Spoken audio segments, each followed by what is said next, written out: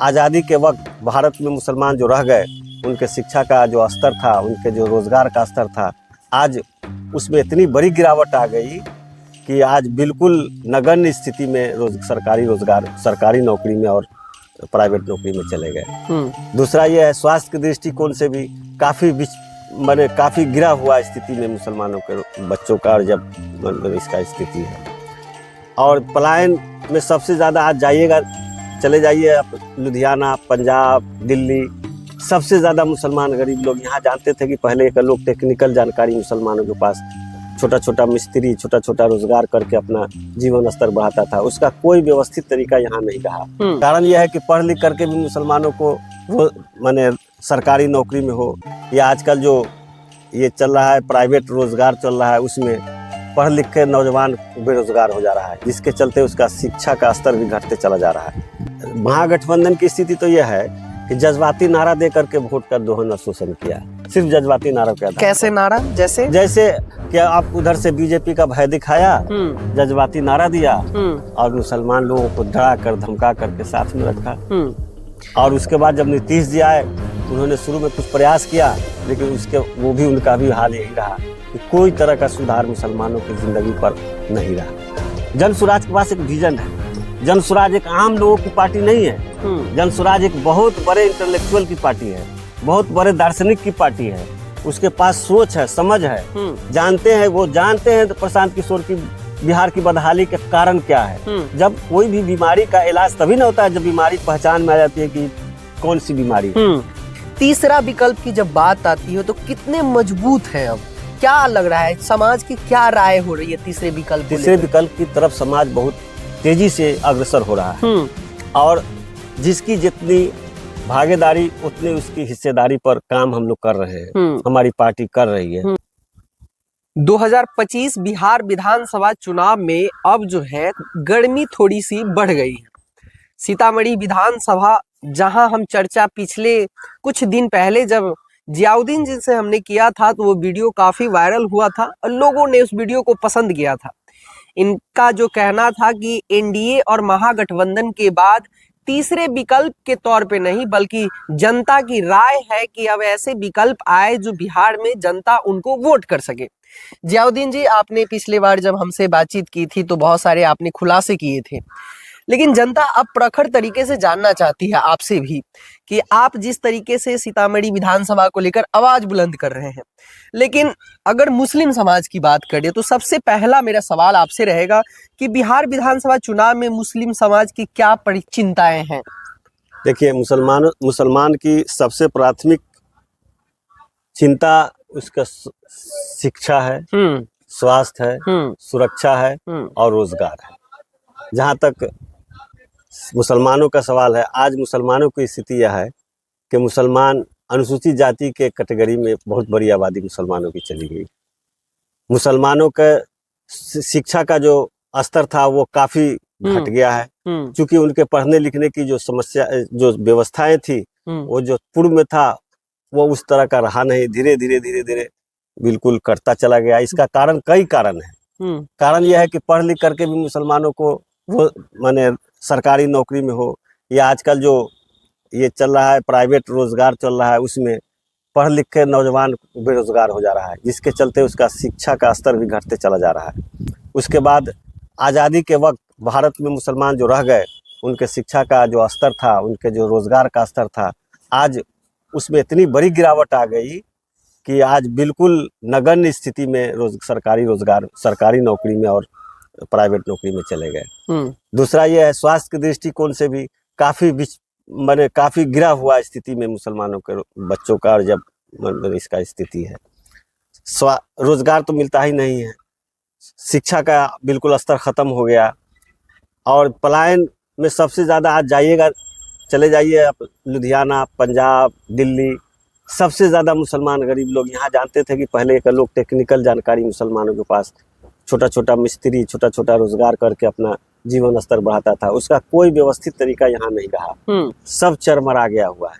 इसलिए मुसलमानों को की प्राथमिकताएं हैं इस चुनाव में कि हमारा शिक्षा में सुधार हो, रोजगार मिले, हमारी सुरक्षा रहे और हमें लोकल स्तर पर रोजगार मिले।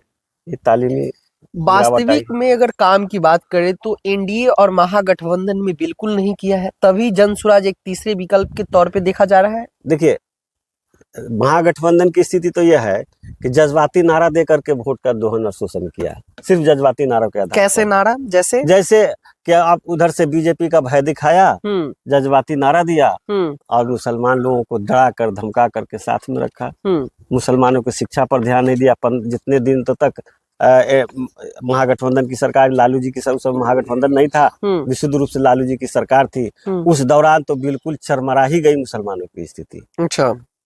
और उसके बाद जब नीतीश जी आए, उन्होंने शुरू में कुछ प्रयास किया, लेकिन वो भी उनका भी हाल यही रहा कि कोई तरह का सुधार मुसलमानों की जिंदगी पर नहीं रहा।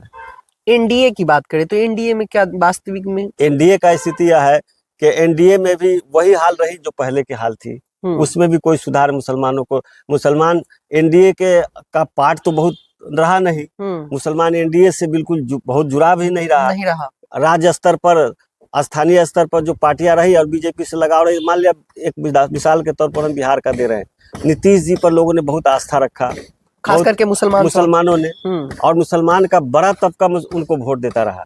लेकिन आज देख लीजिए, आज भी सर्वे हो तो हमको लगता है कि 30% से ऊपर मुसलमानों ने नीतीश जी के नाम पर एनडीए को वोट किया। लेकिन अलग ऐलान नीतीश जी के नेता, सीतामढ़ी के सांसद कहते हैं कि मुसलमानों का काम ही नहीं करेंगे। ललन बाबू जैसे लोग कहते हैं कि मुसलमानों ने वोट ही नहीं दिया। आप ललन बाबू के विधानसभा लोकसभा क्षेत्र का कोई एक विधानसभा मुस्लिम पॉपुलेटेड उठा के देख लीजिए, 30% से अगर ऊपर मुसलमानों ने उनको वोट नहीं किया हो तो फिर आप वो जो बोलते हैं हम उनकी गुलामी स्वीकार कर सकते हैं। लेकिन इस तरह से मुसलमानों को डरा कर धमका करके आप वोट नहीं, इतना बड़े आबादी का वोट लेकर के भी आप मुसलमानों को मन से आप कहिएगा कि हम वोट नहीं हमको दिया और हम इसका काम नहीं करेंगे। अच्छा, बार बार मुसलमान के लेकर आवाज उठाते हैं, लेकिन बिहार में अगर शिक्षा की बात करें, रोजगार की बात करें, सुरक्षा की बात करें, खास करके मुस्लिम समाज के लिए, तो क्या बड़े बदलाव की जरूरत है?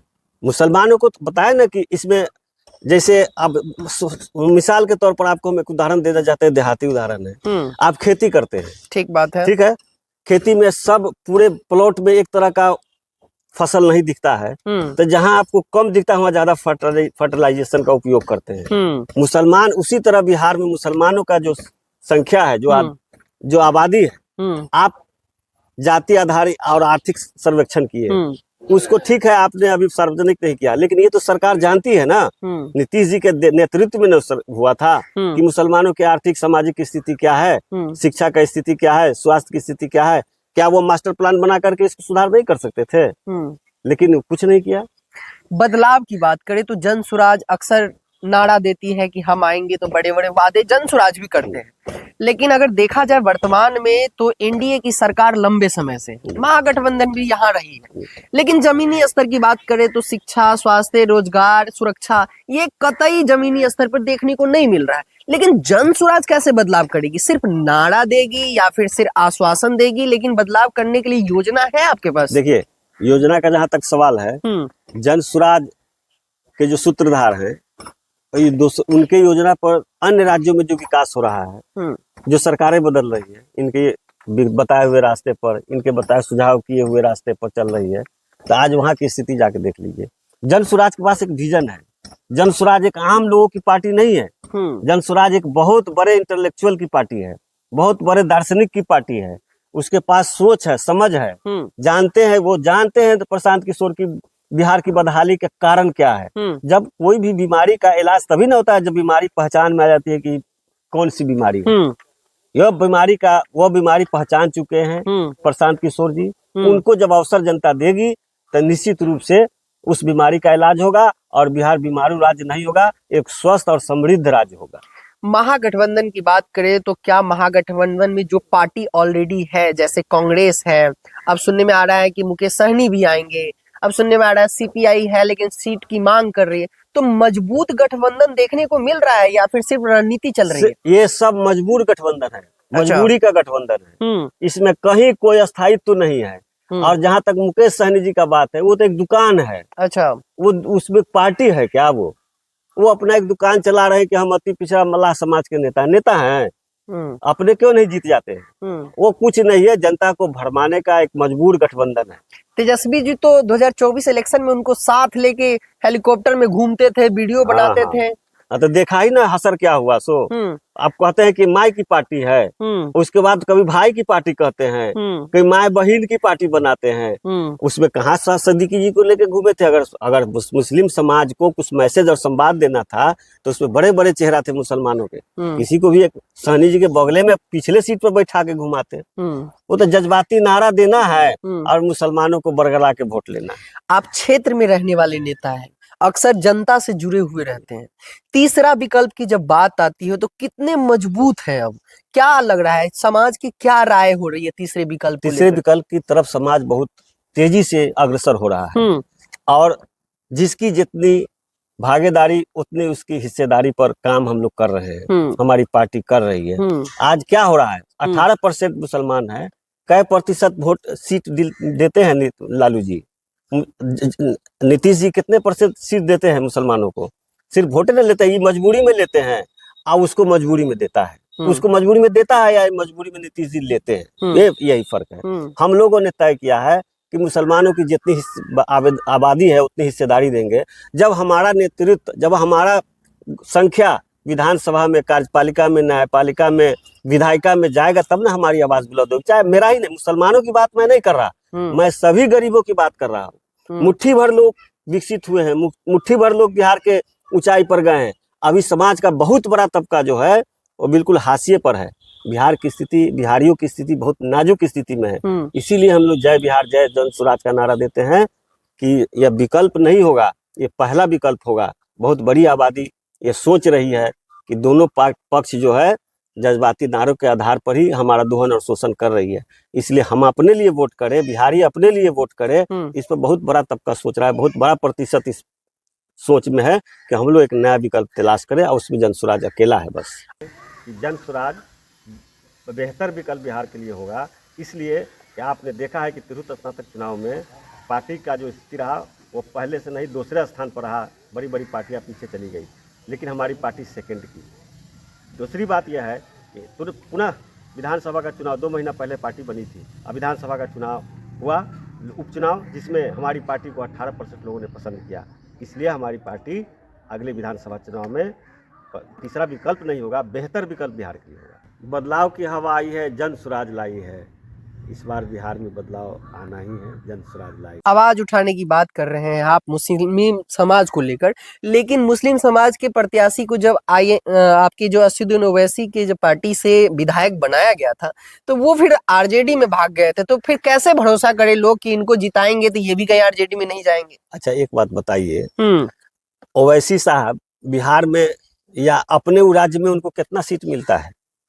यहाँ क्यों मुसलमान ओवैसी को पसंद करता है किसी किसी कोने में? वही कारण है जो यहाँ मजबूती से मुसलमानों का साथ लालू जी नहीं देते हैं। तो लोग सोचता है कि चलो क्या होगा, जाते के नाम पर जादव को जादव दे देता है तो कहीं कहीं दे देते हैं, जहाँ बहुलता है वहां जीत जाता है। लेकिन वो तो देख रहा है कि हम ओवैसी के साथ रहेंगे तो हम सरकार में अपनी आवाज कैसे उठाएंगे, इसलिए अपना पाला चेंज करके अपना आवाज बुलंद करने के लिए बेचारा चला जाता है, और कोई बात नहीं इसमें। बिहार में बिहार विधानसभा चुनाव को लेकर जो है अब गर्माहट बढ़ गई है। इस बार का मुद्दा क्या रहेगा? सिर्फ वोट बैंक को डाइवर्ट करने के लिए कुछ अलग हवा बहेगी या फिर सही मुद्दे पे चुनाव लड़ा जाएगा? देखिए, हवा भटकाने का बहुत प्रयास होगा, इसमें कोई दो मत नहीं है। लेकिन बहुत दिन भटक गया लोग, अब भटकने के चक्कर में नहीं है लोग। अब किसी के जज्बाती नारों में नहीं जाएगा, अपने लिए वोट करेगा, बिहार के लिए वोट करेगा। इसी से जुड़ा हुआ एक और सवाल है, क्या इस बार जातीय समीकरण का मुद्दा हावी रहेगा या फिर क्षेत्रीय जो समस्या है उस पर मुद्दा हावी रहेगा? देखिए, जातीय समीकरण तो ये 5000 पुराना समीकरण है और सोच है, वो रहेगा, लेकिन बहुत बड़े पैमाने पर नहीं रहेगा। अब लोग जात से ऊपर उठ करके भी सोचने के लिए, बिहार के लिए, अपने बच्चों के लिए तत्पर हैं। और निश्चित रूप से यह बिहार के लिए जात पर भारी पड़ेगा विकास, जात पर भारी पड़ेगा समाज, जात पर भारी पड़ेगा बिहार की सोच। दो ऐसे चेहरे जैसे युवा वर्ग, महिला वर्ग, जो दो ऐसी भूमिकाएं जो है इस चुनाव में कितना अहम रोल निभाने वाली? बहुत बड़ा अहम रोल होगा इन दोनों का, खासकर युवाओं का और महिलाओं का। युवा में तो बिल्कुल क्रांति है सोच में कि अब हम जात पर, नारों पर, धर्म पर से उठ करके भी कुछ दुनिया है जिसको लोग बाहर जाके देखता है और यहाँ आके तरसता है। इसलिए युवाओं में काफी बदलाव का ब्यार बह रहा है, उसको दिशा देने की जरूरत है। हम लोग दिशा दे रहे हैं, लोग एक्सेप्ट भी कर रहे हैं और निश्चित रूप से भारी बदलाव होगा। सोशल मीडिया को लेकर आप क्या सोचते हैं? क्या सोशल मीडिया बिहार विधानसभा चुनाव में कोई बड़ा फैक्टर या फिर असर डालेगा? अरे बाप रे, सोशल मीडिया ही इस चुनाव में एक अहम रोल अदा करेगा, एक क्रांति लाएगा। देखिए, मेन स्ट्रीम मीडिया तो कहीं ना कहीं किसी न किसी दल से, किसी न किसी पार्टी से ऑब्लाइज्ड है। अच्छा। जिसको गोदी मीडिया कहा जाता है। उससे बिहार की आवाज लोगों तक नहीं पहुंचेगी, या फिर हो सकता है कोना कोना में नहीं पहुंच पाते। नहीं, कोना कोना में नहीं पहुंचेगा ही नहीं, वास्तविकता से लोगों को अवगत नहीं कराया जाएगा। जात पर फोकस करेगा, किसी किसी चीज, माने नेताओं से प्रभावित, पार्टी से प्रभावित है। सोशल मीडिया एक ऐसा औजार है जिससे लोगों को जन जन तक ये बात पहुंचाने में सफल होगा और उसकी जरूरत, अहम भूमिका है इस चुनाव में। वो क्रांतिकारी परिवर्तन लाने की दिशा में वो काम करेगा सोशल मीडिया, जैसा मेरा अपना मानना है। सोशल मीडिया को लेकर आपकी काफी प्रखर बातें हैं। मैंने सुना है कि 26 तारीख को आपका एक प्रेस वार्ता है। जी जी। उसमें क्या ऐसे समीकरण आप उठाने वाले हैं? हमारे व्यूअर्स को बताइए कि 26 तारीख को उस दिन वो मुस्तैद रहे लाइव के माध्यम से। हम तो बिहार की, हम अपने प्रेस वार्ता के माध्यम से बिहार की जो बदहाली है, बिहार की जो समस्या है, उस पर बात करना चाहेंगे लोगों के बीच। और उसमें हम चाहेंगे कि उस प्रेस वार्ता के जो लाइव रिलीज हो उसको लोग देखें, उस पर अपना विचार दें और मैं अपने विचार से लोगों को विचार का आदान प्रदान हो। और अब तक जो जात पात धर्म पर आधारित जो लोग राजनीति करते रहे हैं, लोगों को बरगलाते रहे हैं, वास्तविकता की तरफ जाएं, बिहार की तरक्की की तरफ जाएं और बिहार कैसे विकसित बिहार हो, इसका जो इतिहास था वो कैसे स्थापित हो, उसकी तरफ सोचने के लिए हम। तो हमारे साथ जियाउद्दीन खान जी थे। आप इस बार जो हमारे साथ बातचीत किए काफी प्रखर रहे हैं पिछली बार से ज्यादा। और हम चाहेंगे कि 26 तारीख के जो दिन प्रेस वार्ता होने वाली है, उस दिन आप सोशल मीडिया के माध्यम से इनसे जुड़े और काफी बड़े बड़े खुलासे उस दिन होंगे। और क्या कुछ कहते हैं जियाउद्दीन खान जी जब सीतामढ़ी की प्रकटे अस्थली से अपनी बात को रखेंगे मीडिया बंधु के सामने, तो हम भी सुनने के लिए तैयार बैठे हुए हैं। तो ये वीडियो आपको कैसा लगा कमेंट सेक्शन में कमेंट करके जरूर बताइएगा। और जियाउद्दीन खान जी के लिए आप क्या सोचते हैं, इनकी बातों को लेकर आप क्या सोचते हैं? मुस्लिम समाज को लेकर अक्सर ये आवाज उठाते हैं और सभी धर्म को साथ में लेकर चलने वाली सोच रखते हैं। फिलहाल इस वीडियो को यहीं रोकते हैं। जय हिंद।